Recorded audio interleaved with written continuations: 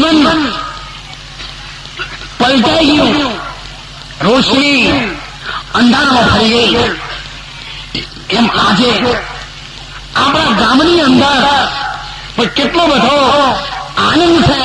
અને એટલે કહ્યું છે, અરે સખી આગળની ઘડી છે રળિયામણી.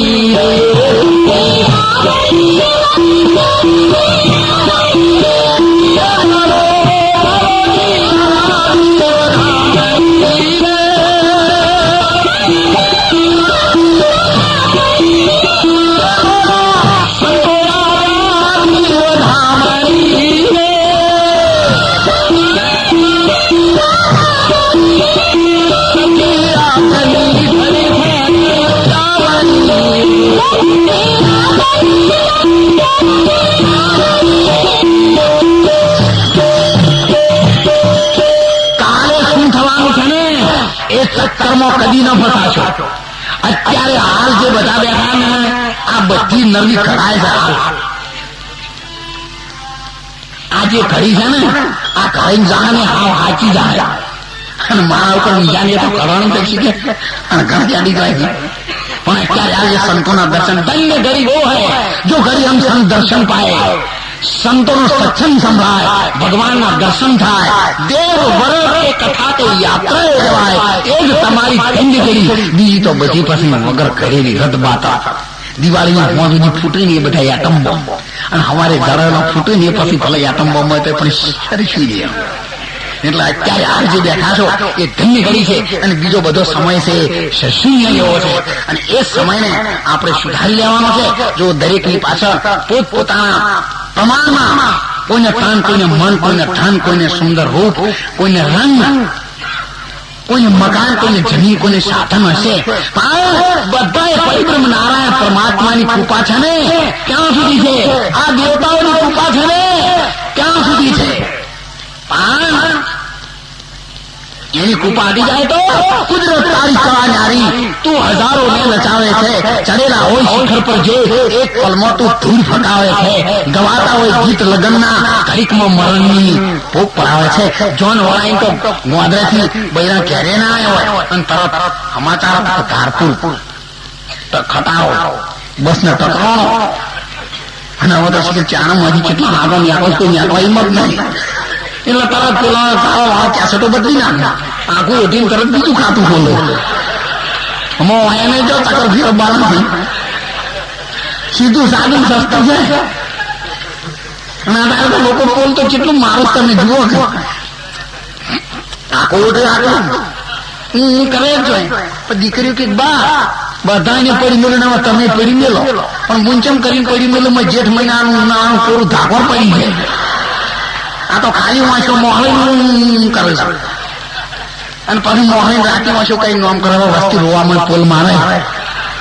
ભગવાનના નામમાં શું કરવા કોમી મેલા?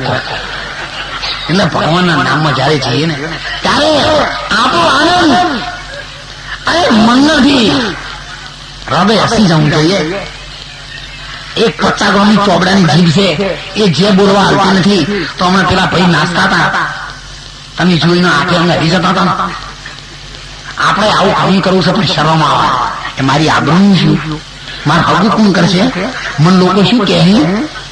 નહીં તો તમને આનંદ બધાને આવે પણ આવું કરવું ચોથી જગ્યા લાવી બહુચારી મને ભક્તો થઈને આપણે બેન જઈએ છીએ. મેં કહે આ ભગવાન આપવામાં હમણાં સુરાતમાં તો બધું સોઈ ના પડવું પડે, વાપા તો દાખલામાં લેવો પડે. તમે હમણાં કદી કોની આંખો તો કઈ એમાં આપણે બેઠા બેઠા જોવા જોઈએ લેવા. એટલા માટે ભગવાનના નામમાં સાચા અંતરથી ક્યારે પાછી પાણી ન કરો. નહીતર છેલ્લે તમારી પાસે ધન, માલ, મિલકત, પુત્ર, પરિવાર, કુટુંબ, કબીલો ગમે તે છે, પણ એની અંદરથી સંતોએ કહ્યું છે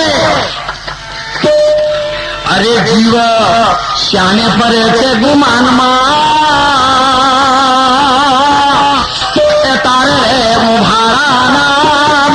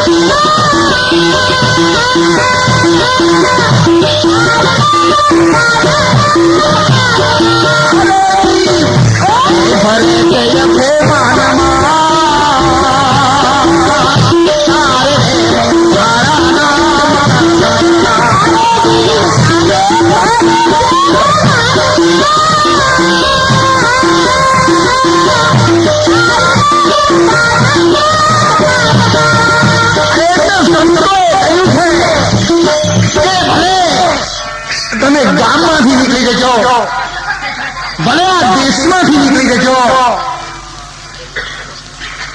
જનક રાજાના દરબારમાં જયારે અષ્ટવક્રા મુનિ ગયા ને, એમના હાથ અંગ વળેલા અને જતાની સાથે ગોટમું કઈ નીચે પડી ગયા. એટલે બધા દરબારીઓ હસ્યા. અષ્ટવક્રા મુનિએ કહ્યું, જનક રાજા, આ તારા જે દરબારીઓ છે ને એ બધા ચામડિયા ચમાર. ત્યારે જનક રાજાએ ગાદી પરથી કહ્યું, મહારાજ વિચાર કરીને બોલો. જનક, હું વિચાર કરીને જ નીકળ્યો છું. और फिर विचार करवा પણ રહી નથી. બની બનાઈ બન ગઈ और बनने की नहीं. જે બની છે ને એ